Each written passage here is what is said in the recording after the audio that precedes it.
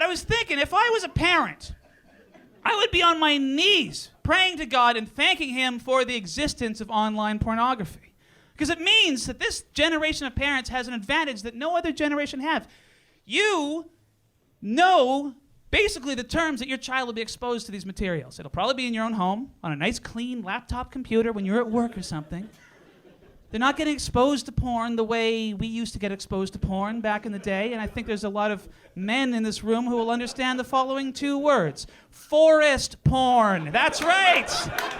If you grew up in the 80s, it was all about the forest porn. It was just out there. You'd find it. And every kid in the neighborhood would go and touch it and rub their eyes and their ears and take a page home and put it under their pillow when they go to bed at night. There's no good reason for porn to be in the forest. There's no good reason. Robin Goodfellow is not flying around leaving sterile porno magazines for all the happy children. No.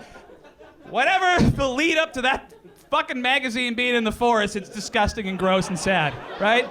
And we loved it. We couldn't get enough of it. Worried about the internet porn. Give me a break.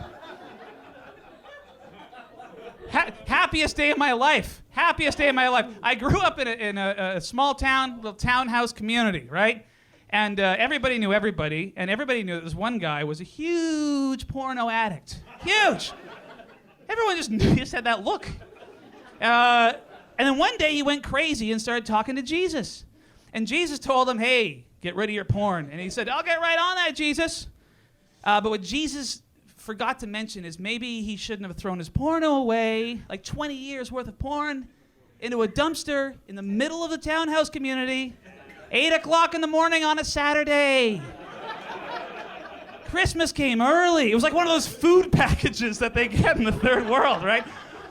I wake up, my friend is frantically banging on my window. I'm like, what? He's like, he's so excited, he can't even form words. He's just, dumpster, porn, Jesus, I'll just put on your shoes, I'll explain on the way. Like, all right, put my shoes on, I jump out the window, go running around the corner, and there was the dumpster in question. Kids from fucking communities for miles pouring in and out of it like fire ants on a dying baby bird.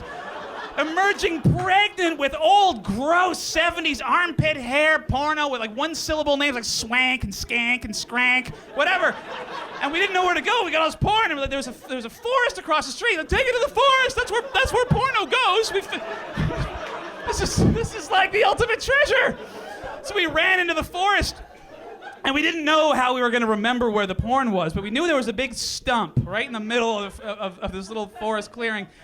We're like, take it to the stump, right? So we took it to the stump, and we just started stuffing porno into the stump because we were worried about the weather and stuff.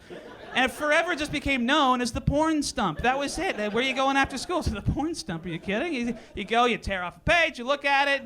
Oh, that's interesting. I've never seen that before. Then you move on, right? And it was there for years. And it started raining. And became the most fucked up paper mache, disturbing contortion creation you can possibly imagine. And I hear parents worried about Pornhub.com. Would you rather have your kids engage in the most twisted, depraved, Lord of the Flies type shit you can possibly imagine? Piggy's got the cock! Yes, Piggy's got the cock!